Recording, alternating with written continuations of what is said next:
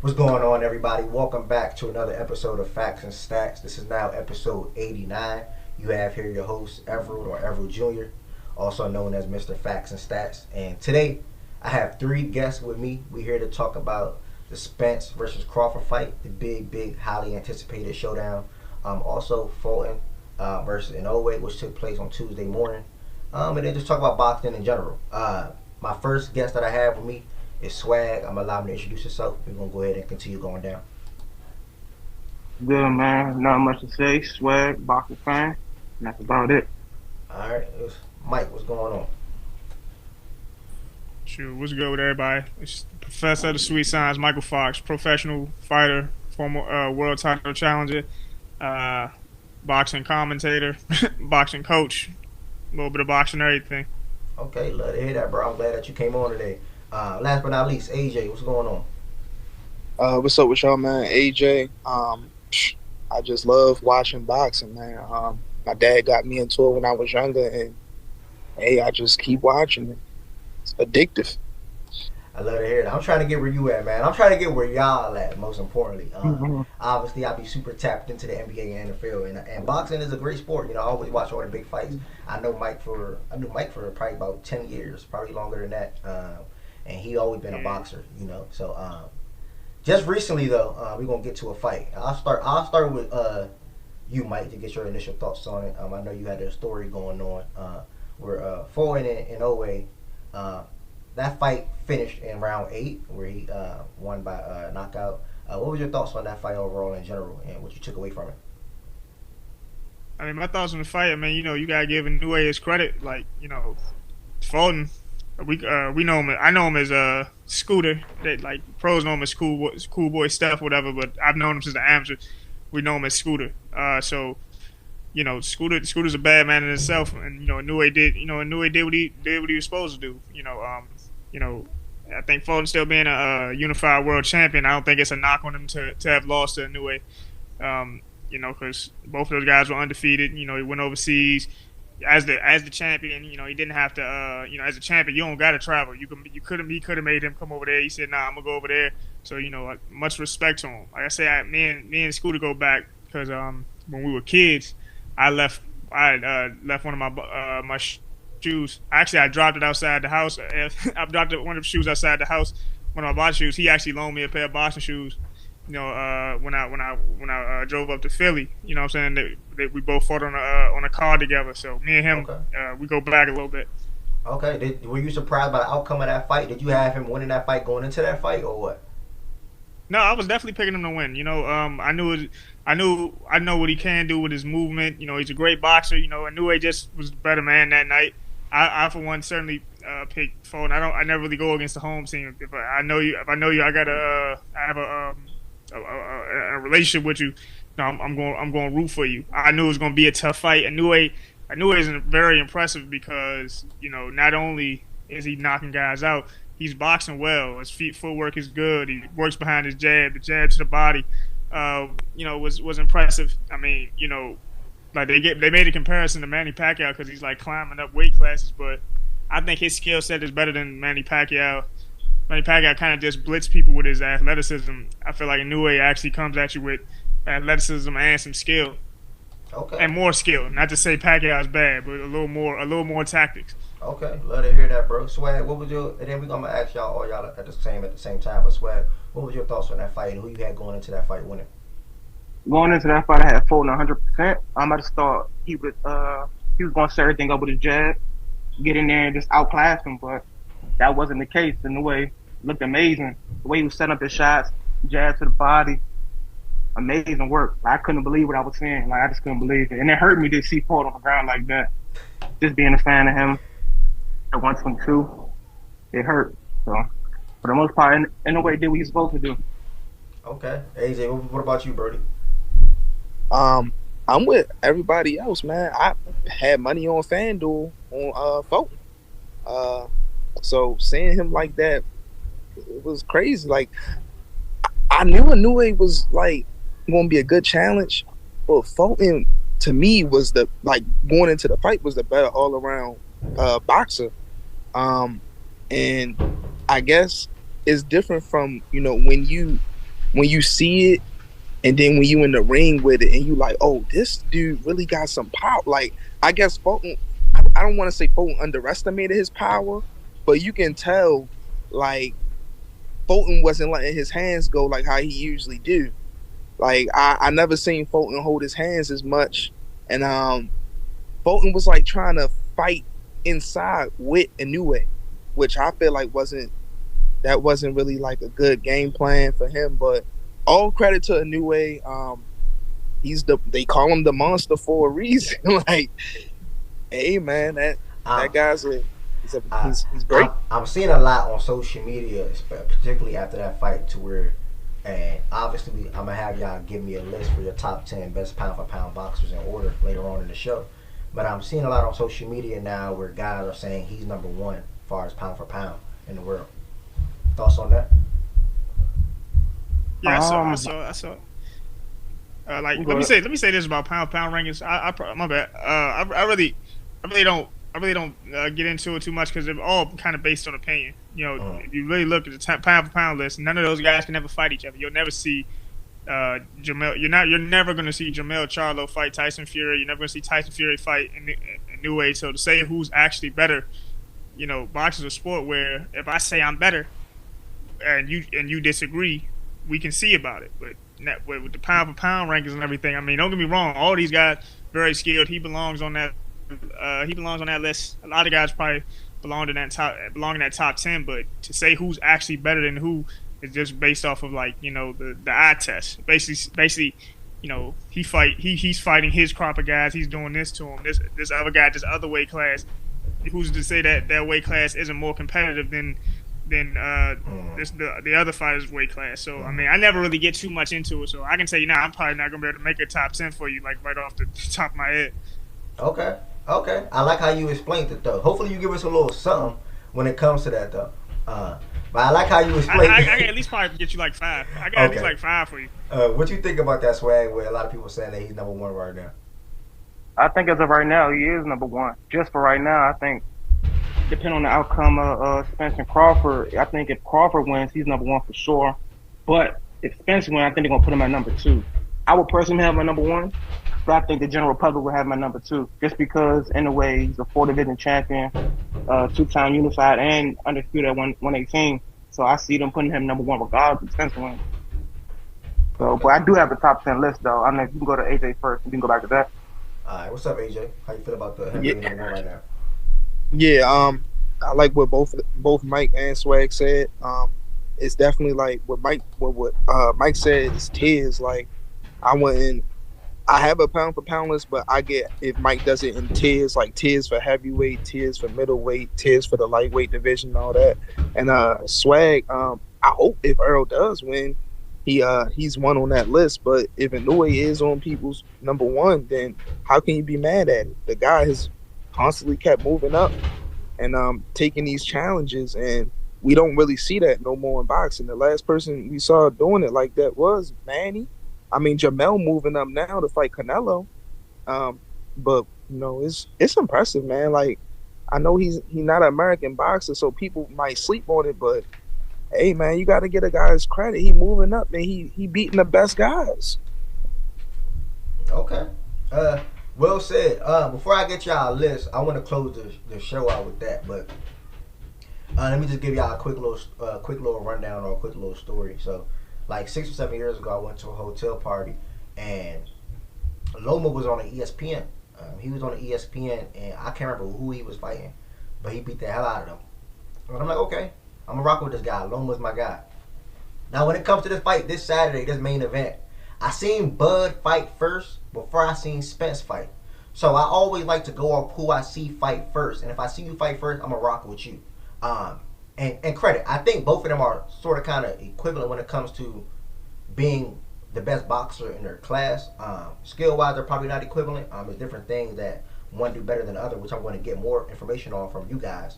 But I'm rooting for Bud to win this fight this Saturday, but I would not feel no type of way if Spence wins. I'm going to just throw it out there right now. I won't feel no type of way. I just saw Bud fight first, so I became a fan of him first. That's all. But speaking of that, this Saturday, I know a lot of people was waiting on this fight since like 2018, maybe even 17. I know y'all probably watched the Showtime episodes 1 and 2. Y'all probably seen all the media and all that type of stuff. It is now Errol Spence, that is, versus Terence Crawford. I think Errol Spence is 39-0, and Crawford is 39-0, and Spence I think is 28-0, with 22 knockouts for Errol, and I think Spence has 30 knockouts. I think I said that correctly. Let me check. Yeah, 30 knockouts. Who had 30 knockouts? Yeah, 30 for Crawford, 22 for Spence. It's 22. Yeah, 22 for Spence. 28-0, 39-0. One of them is going to be have all the belts after this fight, and I'm really, really, really curious to see who y'all have winning this fight. And I also want y'all to give me like a deep dive into this fight as far as who do what's better, what's each fighter's strength, what's each fighter's weaknesses, and how can the opposing boxer take advantage of that. AJ, talk to me. How you feel about that?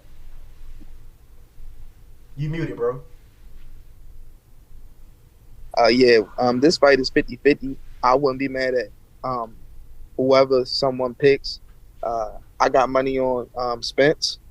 But the fight could go either way. I think Bud's going to have to knock Spence out to win this fight. That's just my opinion. If it goes to decision, I think Spence is going to win it. Spence has a higher work rate when it comes to his all his fights. He's always has the higher work rate, and judges, that's what they look for. A lot of judges. I like how Spence looked in his media availability workout. He looks real lean. His footwork looks good. The only thing I don't like that Spence do sometimes is he lunges, and he cannot do that against a guy like Crawford, because Crawford can only take one hit. He can go into that southpaw stance, and he can catch him if Spence doing a lot of lunging. But I think Spence is ready for the fight. I think Crawford is ready for the fight as well. I wouldn't be surprised if Crawford started orthodox and then he went into a southpaw stance. But we gonna see. I don't think Spence should try to go fight for fight with Crawford like that. I think he should box him. He should outbox him. Because once Crawford opens up into that southpaw stance, in my opinion, he become real dangerous. He's dangerous either way though, but when he's really slugging, I think Crawford got a better type of slugger type of style in him than Spence.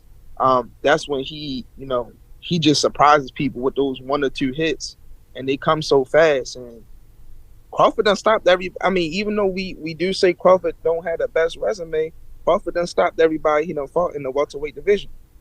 So I know it's not the biggest names and everything like that, but it is what it is. They box and they in that ring. So, like I said, man, it's going to be a 50-50 fight, but I got Spence. I think Spence going to pull it off. All right, real quick, though. Tell me some of Spence's strengths, and tell me some of his weaknesses, and tell me some of Crawford's strengths, and tell me some of Crawford's weaknesses for the people that may watch this episode that's not too familiar prior to the fight coming up. I got you. I think Spence has really good footwork. I think Spence is a very good boxer. He has a really good jab. And he has some power as well. He's really like an all-around fighter to me. I seen Spence take some punches. He got a nice chin. It's just what you like personally. Like Crawford is amazing. Spence is amazing. Spence is more of like he's a southpaw, but we'll see. I don't know how I don't know. I want to know what y'all think. I don't know what's the best way for him to beat Crawford in your mind. I think it's him trying to outbox Crawford. But yeah, I just want to see what y'all think. But Spence, he got the goods, man. He got everything. All right, appreciate you, Brody. Swag, you right here. I want to see what's your thoughts on it. I think you heard I'm pretty sure you probably heard the question, but I'll restate it. Just who you got winning the fight, and then tell me some of the strengths and weaknesses, and then what do you think is going to lead to if Spence winning the fight, if Crawford winning the fight.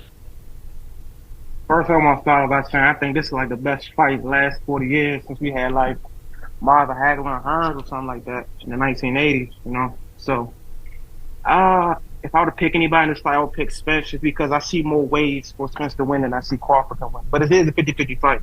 Don't get me wrong. Crawford can win as well. But I just got to go with Spence, bro, because just the dominance and the work rate And I just see him. I don't see him slowing down. Like when it comes towards him, like coming towards him, I don't see him slowing down in no way, shape, form, or fashion.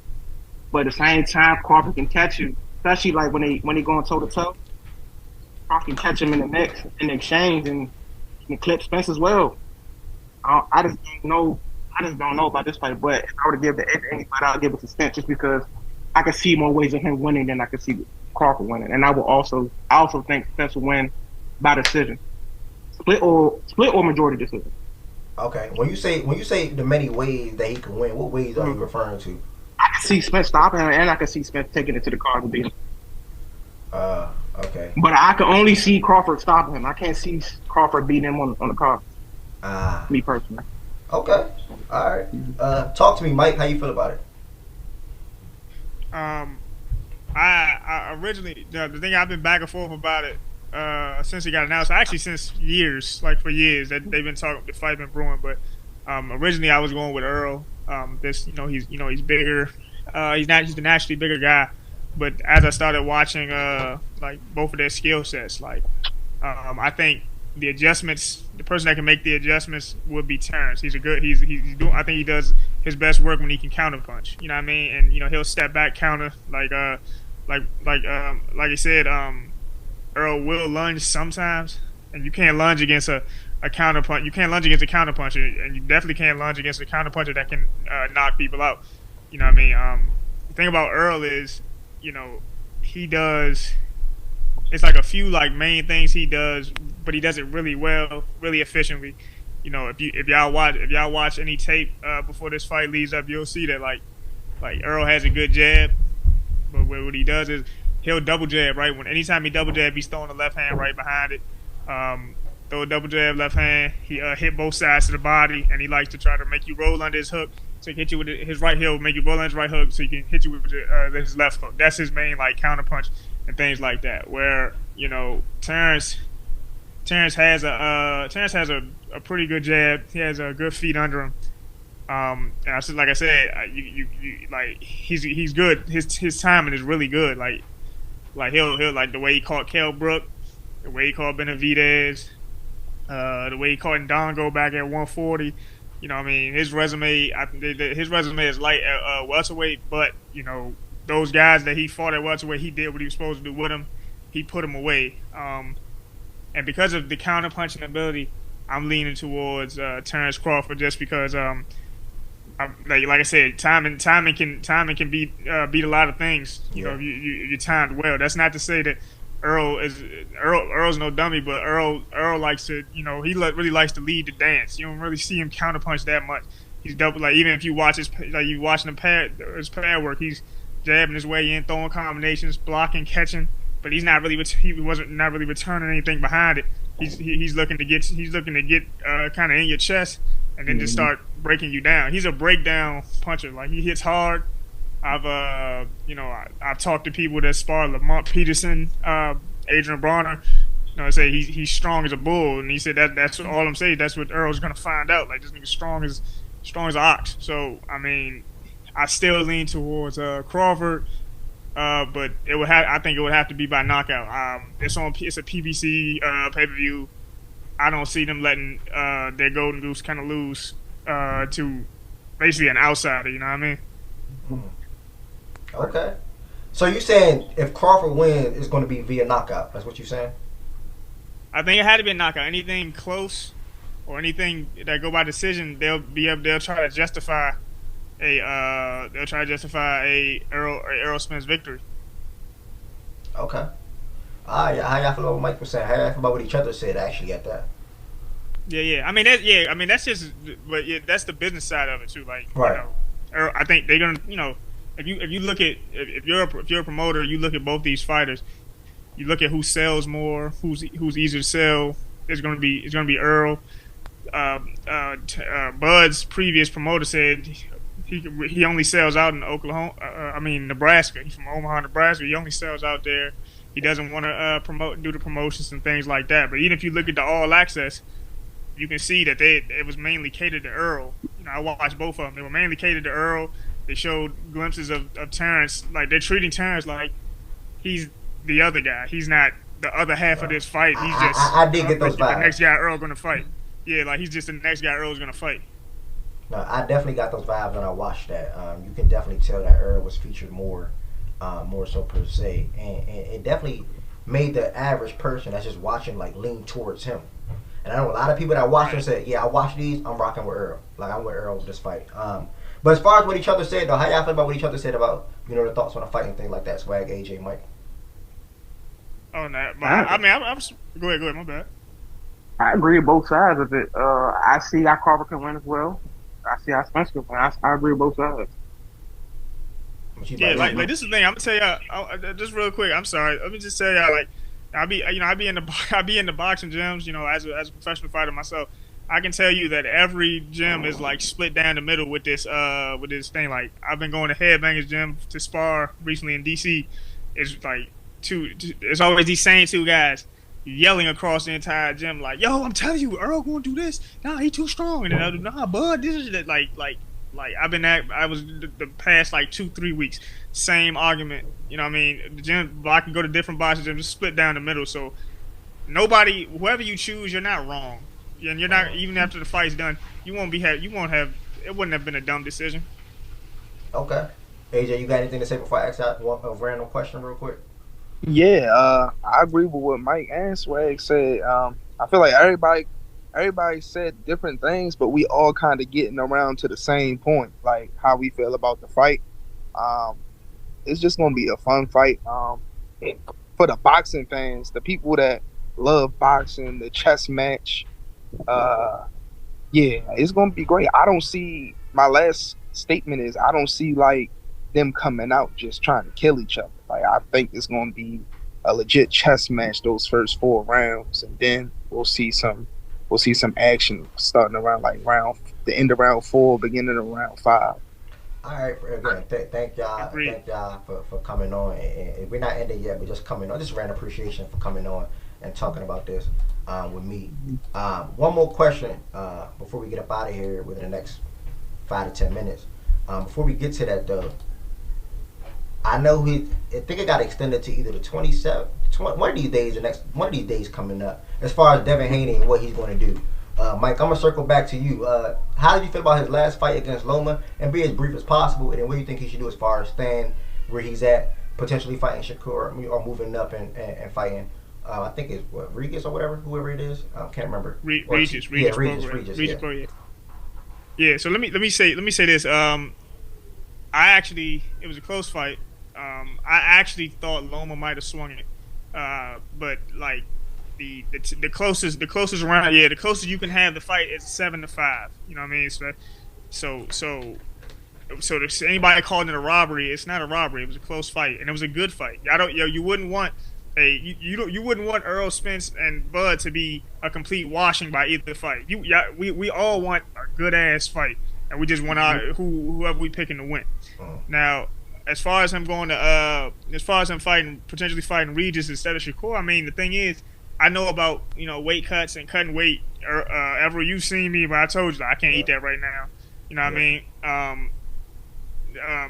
Devin's younger than me. He's 23, 24 years old, maybe 25. His body's still growing and changing. He's been at 135 a long time. So my thing is, I think he should go up to 140. Like, you can't keep going down there because eventually your body's going to give up on you. Last thing you want is you end up in the hospital and the fight gets canceled and things like that. And trying to hold on to that weight, hold on to that weight class too long, going up against a guy like Shakur Stevenson, that's going to catch up with you. You know what I mean? I would love to see that fight, but not at the risk of Devin Haney's health and like the future and the rest of his career.